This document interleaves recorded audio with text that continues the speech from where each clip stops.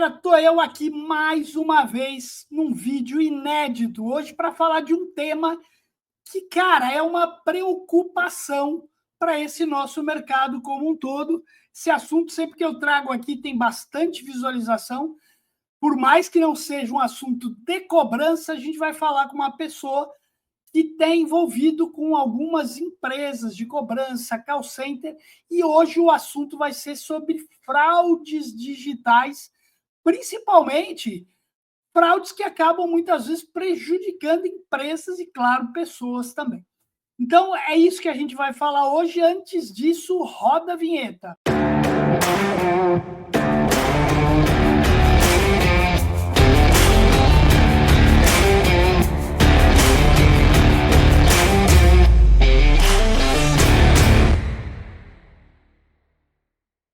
Muito bom. Então, como eu comentei, quem me apresentou, Dr. Betoni, foi o meu amigo parceiraço, que vai ser mentor do nosso programa G360, meu grande amigo Eric Garmes, da Pascoaloto.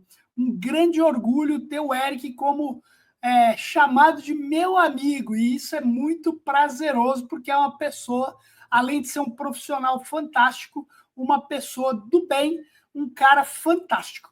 Então, hoje, como eu disse, ele me apresentou o Dr. Betoni. O doutor vai estar falando com a gente sobre fraudes digitais. Vou chamar ele aqui para ele se apresentar e a gente começar esse bate-papo. Doutor, um prazer receber o senhor. Queria agradecer toda a receptividade que o senhor teve comigo a partir da apresentação do Eric. E, prazer receber o senhor aqui para a gente bater esse papo hoje. Muito obrigado, Tambellini. O prazer é todo meu, tenho certeza disso. Que legal. Doutor, queria que o senhor se apresentasse aí, para quem ainda não conhece o senhor, falasse um pouquinho quais são hoje as principais atividades, fazer a propaganda aí, né? Claro que o marketing nunca mata ninguém. E aí depois a gente começa com o assunto que a gente comentou. Bom, vamos lá. Eu sou o Luiz Eduardo Betoni, sou sócio proprietário da Betoni Advogados Associados, com sede aqui em Bauru, próximo aí às grandes empresas de call center do nosso Brasil, apresentado aí a você pelo Dr. Eric, um irmão, né, o qual tenho um carinho enorme. Nosso escritório, Tambellini, ultimamente vem se especializando em fraudes digitais, né? Isso se deu em razão das necessidades das empresas de call center, especialmente das empresas de call center, nas quais estou envolvido há muitos anos com eles. Então, venho trabalhando com essas empresas há muitos anos aí com consultoria jurídica na área empresarial, contratual, compliance, né? Junto especialmente ao jurídico interno de tais empresas, compliance, ouvidoria, né? E, de repente, os crimes digitais explodiram. As fraudes, do modo geral, explodiram não somente no Brasil, mas em nível mundial. Com isso, houve uma necessidade muito grande dessas empresas de call center, assim como para as instituições financeiras do modo geral, combater esses crimes. É claro que não vamos conseguir evitá-los, mas o grande propósito aqui é, em primeiro lugar, tutelar a honra e a imagem das empresas de call center. Em primeiro lugar, são os direitos de personalidade das empresas de call center, assim como minimizar ao máximo as perdas financeiras com ações indenizatórias em face dessas fraudes cometidas. Claro. Ô, doutor, na verdade, eu cheguei no senhor porque o Eric acabou me compartilhando um artigo, né, falando sobre o tema. Inclusive, eu vou deixar esse artigo no link na descrição desse vídeo aqui, para quem quiser conhecer melhor.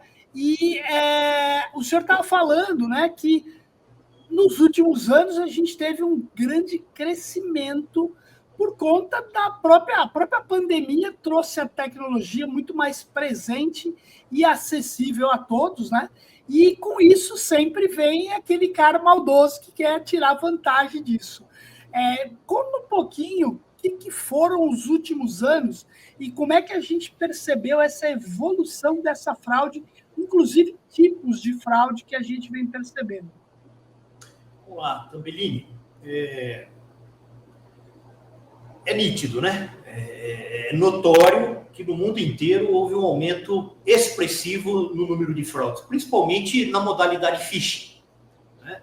A modalidade phishing é aquela em que o estelionatário ele busca, ele pesca o consumidor usando aí de artifícios diversos, entre eles o uso de e-mails, telefonemas, sites fraudulentos. Agora estamos aí convivendo com um número expressivo de abertura de empresas fraudulentas, as chamadas empresas de fachada, em que a ideia do estelionatário é, ao máximo, tentar, através desses meios, usando do nome dessas empresas, sejam das empresas de call center, sejam as instituições financeiras, adotando esses artifícios a fim de obter vantagens. E essas vantagens, na sua grande maioria, são exitosas. Exitosas porque o consumidor é a parte frágil na relação. É muito difícil hoje, por exemplo, uma ligação, um e-mail, a maioria das pessoas acabam entendendo que realmente se trata do contato da instituição financeira ou da própria empresa de call center. E isso é uma coisa que cria uma insegurança, né? E uma negação por parte do consumidor até a receber, a abrir e-mails, a atender ligações, e é muito negativo isso. Até as questões que a Anatel discutiu e até a situação do 0303. Só que aí o grande caminho, no meu ponto de vista, né, é o steer shaking, que é a identificação de quem está chamando, né, a validação daquele número. Porque eu, por exemplo, eu recebo inúmeras chamadas durante o dia e eu tenho a minha metodologia. Se eu não tenho número na minha agenda, eu não atendo. Pode ser quem for. Agora, eu tenho também estou numa vida aí transitória, Brasil e Estados Unidos, tenho um telefone americano lá nos Estados Unidos. Quando eu recebo ligação, eu já recebo a indicação de quem está chamando e se é uma ligação que eles desconhecem, eles colocam possível spam. Então, assim, essa questão, né, o consumidor, ele principalmente porque a fraude acaba pegando você na hora mais, quando eu cheguei a trabalhar com fraude, cheguei a dar treinamentos, e quando eu trabalhei numa grande financeira que tinha lojas, e a gente sempre falava, o fraudador chega aqui, a loja fecha às 8, o fraudador chega aqui 5 para as 8, que é para te acelerar, para correr, para fazer você fazer rápido. Então, tem toda essa questão da fragilidade também do consumidor. E o senhor estava falando de... Desculpa, doutor, pode comentar, desculpa, eu acabei... Não tenho dúvida, você está correto. Legal. E o senhor estava falando sobre empresas que se passam por outras empresas. O Eric chegou a comentar que teve aí empresas abrindo empresas com o nome da Pascoaloto, né? Faltando um L, né? Por exemplo, Pascoaloto tem... Não, L não, T. 2 T's no final. E assim...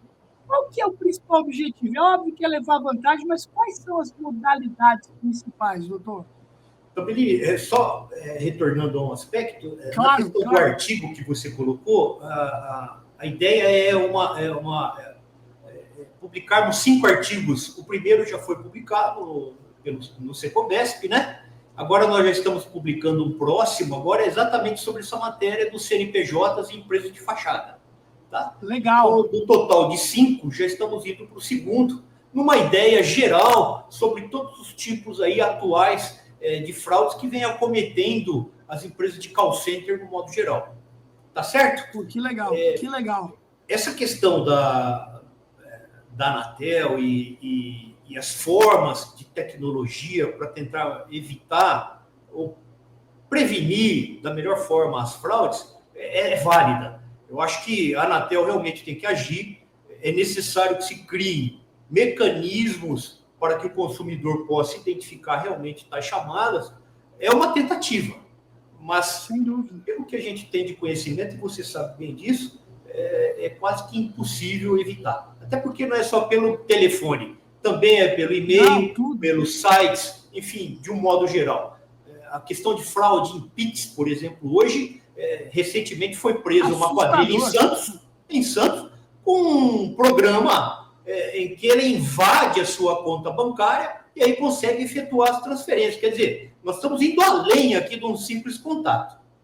Estamos indo além de um simples contato. Exatamente. Então, Bellini, dentre as hipóteses de fraude, o Eric colocou muito bem, nós estamos aí enfrentando uma enxurrada de empresas de fachada. E não é só a Pascoaloto, não. Nós temos aí não só as instituições financeiras, como outras empresas de call center sofrendo com o mesmo mal. São milhares de empresas abertas todos os dias, né? Trazendo aí, vamos dizer assim, plagiando a marca da empresa, tentando dessa forma se fazer passar pela empresa, também com a finalidade do phishing.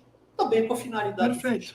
É nessa empresa, nessa forma de depois criar um site a respeito dessa empresa, onde você vai trazer o número de telefone, o WhatsApp, o e-mail, onde você vai tentar ali pincelar o consumidor a fim de efetivar a fraude. Tambellini, creio que nós já temos aí mais de 500 CNPJs abertos só na tentativa de fraudar o nome Pascoaloto. Nossa. O que me deixa preocupado é a atuação da JUSESP, isso só em nível do Estado de São Paulo. É a atuação da JUSESP. Nós sabemos que o papel da JUSESP é a análise formal do arquivamento de atos, é a análise formal do ato de registro, é a análise formal da documentação no ato da abertura da empresa. A JUSESP não cabe ela analisar se a marca está sendo plagiada, se o documento é falso ou não. Só que o mundo mudou, Tambellini. Né? Veja a Anatel tendo que criar mecanismos, o mundo criando mecanismos de proteção. A JUSESP em São Paulo precisa trazer mecanismos de atuação que venham a prevenir a abertura de empresas fraudulentas. Ora, eu faço o registro de empresas. Eu faço. Da Pascoaloto, por exemplo, da H Costa, Kimbolu, foram todas as marcas que eles possuem partiram do nosso escritório. Todo o registro de marca. Então, eu faço a proteção deles desde o registro de marca até a ponta da linha. Então, através da proteção da marca, é que eu consigo, então, protegê-los nas fraudes. Então, a abertura de uma empresa dessa, trazendo a marca, seja o sinal, seja o nome da Pascoaloto, por exemplo, eu preciso agir imediatamente. Então, aí eu preciso ingressar com uma demanda judicial, porque a JUSESP não me atende. Administrativamente, a JUSESP não me atende. Eu tenho uma enormidade de ofícios, né? Inclusive nesse artigo aí, no próximo, perdão, que nós vamos publicar, eu faço menção a isso, né? Nós oficiamos a JUSESP informando tais situações e não obtemos nenhuma resposta. Sabemos que os registros hoje são feitos de inteligência artificial, não há ninguém ali verificando essa documentação, então qualquer um abre uma empresa com endereços falsos. E hoje é muito mais fácil, né, doutor? Hoje é muito mais fácil, mais rápido fazer a abertura de empresa, que antigamente isso era, demora-se tanto, é uma burocracia, e aí tudo, né? Se faz uma coisa para melhorar, para dar um acesso mais fácil, e aí surge o fraudador lá também aproveitando. O estelionatário ele está atento às facilidades, né, Tambellini? Um espaço aqui para os nossos patrocinadores. Queria dar destaque para a Renove, um escritório de cobrança que transforma desafios em soluções ágeis e impulsionando resultados com inovação e compromisso. Se você precisa de uma empresa de cobrança qualificada, especializada no seu produto, conheça a Renove. Um grande abraço lá para o Arnaldo. E essa é uma delas. Abriu a empresa via sistema é algo comum. Então, você apresenta qualquer documento e simplesmente você consegue, então, constituir uma empresa usando a marca e o nome Pascoaloto. A ideia disso é uma aberração. É uma aberração. Então, judicialmente, eu venho obtendo com isso 100% de êxito, como nas demais demandas, as tutelas aí de urgência, a fim de que a JUSESP imediatamente promova o cancelamento do registro, assim como junto à Receita Federal o cancelamento do CNPJ. Do CNPJ, É perfeito. um absurdo, Tambellini. É um negócio assim. A gente vive um tempo difícil, né, doutor, em todas as situações, né? A tecnologia, como a gente falou, evoluiu tudo, mas junto ela traz toda essa questão de fraude, toda essa questão de cuidados que a gente tem que tomar. E eu queria pegar exatamente esse último item que eu comentei aqui, cuidados, né? O que dos dois lados? Primeiro, uma empresa, pô, eu não tenho aí um advogado como o doutor Bettoni para cuidar da minha situação, que está monitorando. Como é que eu me precavejo para não ter hoje? E como é que eu sei, por exemplo, que eu não tenho hoje a minha empresa aberta como uma empresa que está lá para fazer fraude em meu nome? E o outro, já deixando aí a outra pergunta, e o consumidor, como é que ele evita isso? Por mais que o senhor falou, e eu concordo, a fraude é um negócio que vai sempre estar aí e é dificílimo evitar, mas sempre tem as suas formas aí da gente prevenir e se atentar. Queria que o senhor deixasse uma dica para empresas e para pessoa física aí também. Bom, temos aí a maioria das fraudes são grosseiras, né, Tambellini?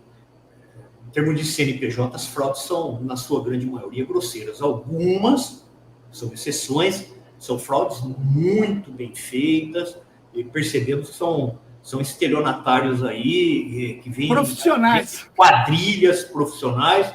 É muito difícil, atuamos na área criminal, já pegamos alguns, é muito difícil, mas a gente consegue ter aí uma atuação bastante eficaz. Sabemos que a Polícia Civil tem as suas dificuldades, uma hora a gente pode conversar sobre isso também, mas para a empresa especificamente, Tambellini, é a informação. Nós não temos outra forma de prevenção. É a informação. Deixar o consumidor informado da melhor forma possível, para que ele não seja pescado, né, por essas empresas fraudulentas, por esses estelionatários. Eu preciso, e é assim que eu oriento as empresas, que as informações estejam em todos os canais. Em todos os canais. É muito importante que o consumidor tenha ciência de que o meio de comunicação é somente o meio oficial da empresa, mais nenhum outro. Por que eu digo isso, Tambellini? Porque a responsabilidade das empresas ela é objetiva no caso de fraude. Independentemente de culpa, a responsabilidade é objetiva. Tá? É claro que isso está sumulado no STJ. Está sumulado no STJ, que essa súmula 479, embora ela esteja sendo flexibilizada, há sempre um risco de condenação das empresas. Em que ponto eu quero chegar? Essa flexibilização desse julgado se dá no sentido de que, uma vez que a empresa não informa o seu cliente adequadamente, uma vez que a fraude ocorra por um vazamento de dados ou algo similar de dentro da empresa, aí a empresa é responsável. Eu não posso permitir isso. Perfeito. Então, de forma alguma, a empresa pode participar disso. A fraude vai ocorrer. Perfeito. O consumidor tem que estar ciente de que a empresa ela não pratica qualquer ato, senão aqueles dentro dos seus canais oficiais. Em relação ao consumidor, Tambellini, você, por exemplo, é uma pessoa culta, né? Nós sabemos que a maioria da população brasileira, infelizmente, não tem uma cultura, uma educação que a gente sabe que seria necessária e de direito deles. Então, são empresas fáceis para fraude. Infelizmente, evitar é muito difícil. O consumidor acaba sendo a vítima maior aí nessa situação toda, né? Então, a falta de conhecimento acaba por acarretar consequências graves ao consumidor. Então, ao consumidor, cabe a ele a buscar informações, buscar conhecimento a respeito de tudo isso, porque elas estão aí, abertas. Se você abrir o site da Pascoaloto, se você abrir o site da HPOS, se você abrir o site das maiores empresas de cobrança, todas elas, dos bancos, todas elas estão ali informando da melhor forma possível de como não ser vítima de fraude. E hoje eu acho que existe aí uma série de tecnologias, né? Por exemplo, site de bancos, tem o token que você sempre tem que acionar, tem sistema de segurança. Eu acho, doutor, e até conto sempre isso quando eu posso. Sabe que uma vez eu estava de manhã aqui, comecei a trabalhar, estava com, para variar, com 5 coisas ao mesmo tempo, recebi um SMS dizendo assim: seus pontos vencem hoje, do cartão Itaú. Aí falei, caraca, não posso perder esse negócio, né? Vou lá, aí clique aqui, aí cliquei, e eu fazendo outras coisas. Clique aqui, digite o número da sua conta. Aí digitei do cartão.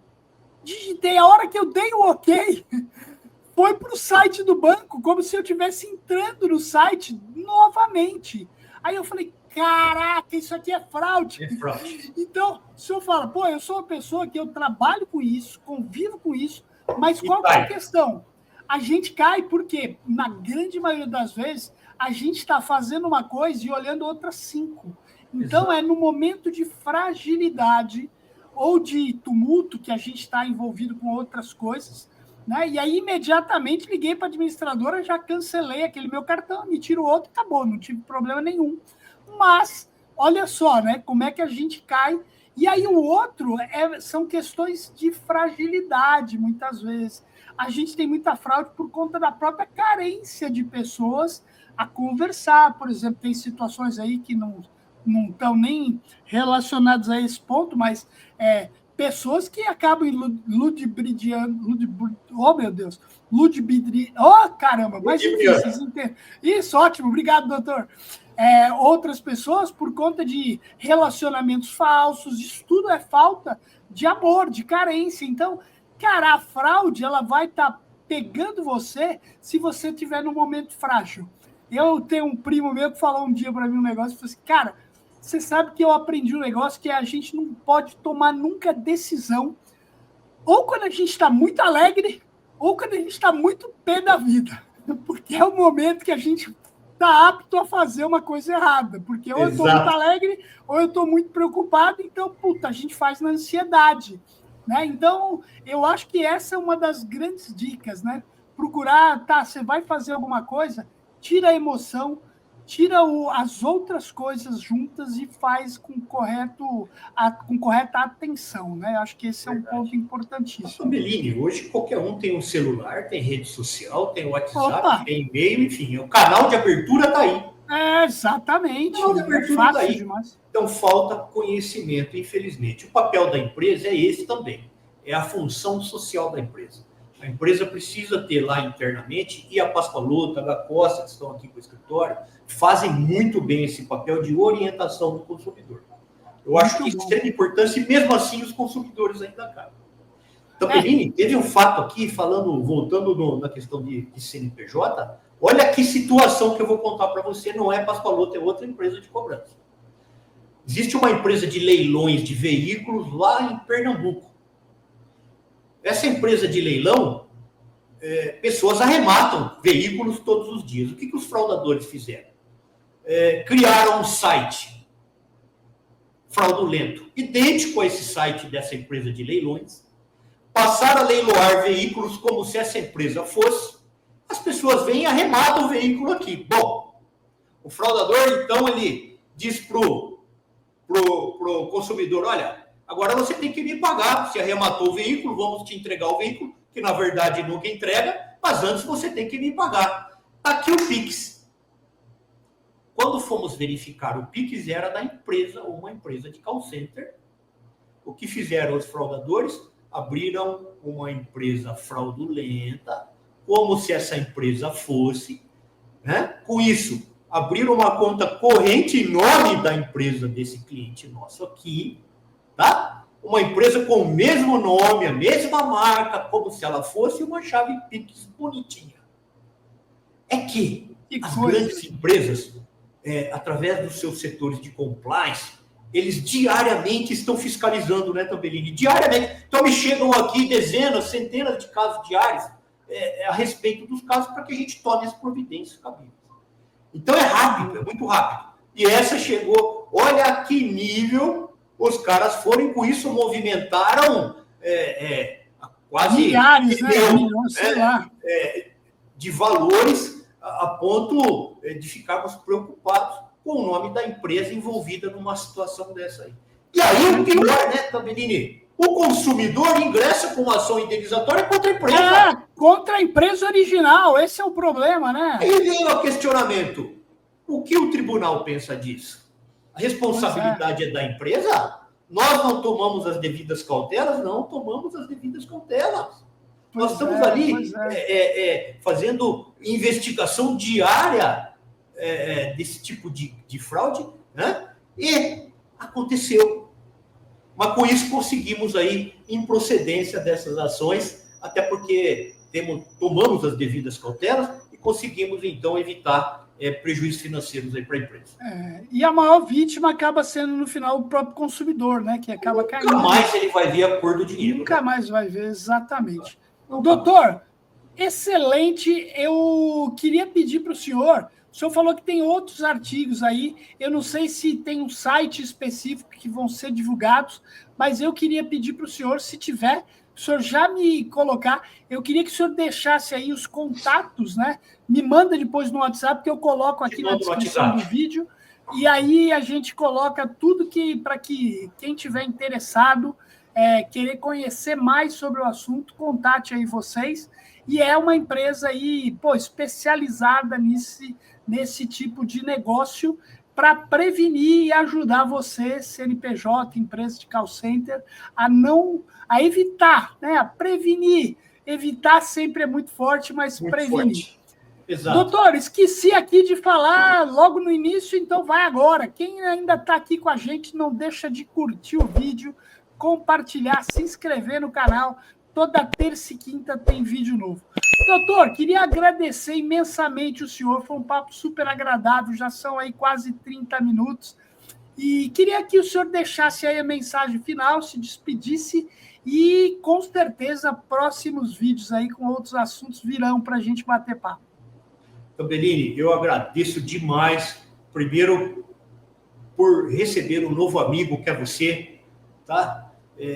O seu canal é excepcional, maravilhoso, tive a oportunidade já de acompanhar, deixando aí o recado aos nossos empresários do ramo de call center, especificamente, que estamos aí à disposição. Nosso escritório aí já tem quase 30 anos de atuação, com advogados altamente especializados nessa área de prevenção, de combate, seja na área criminal como no civil. Então, nós estamos aí atuando diretamente junto ao jurídico interno, à diretoria, ao compliance, à ouvidoria, diariamente, de uma forma bastante proativa. Tá? Legal. Então, é muito importante que as empresas de call center tenham essa atuação. O que eu vejo hoje é que parece que o pessoal está um pouco inerte, né? Deixando acontecer, sofrendo prejuízos. O jurídico interno tem preocupações internas, então, às vezes, deixa na nossa mão que a gente consegue resolver da melhor forma. Muito legal. Muito bom, galera. Pô, doutor, mais uma vez, obrigado. Um grande prazer. Tenho certeza aí que a gente acabou de criar aqui uma nova amizade. Eu estou à disposição do senhor para o que o senhor precisar. Agradeço muito aí o contato e é isso aí, galera. Fica aqui mais esse vídeo. Até a próxima. Grande abraço a todos.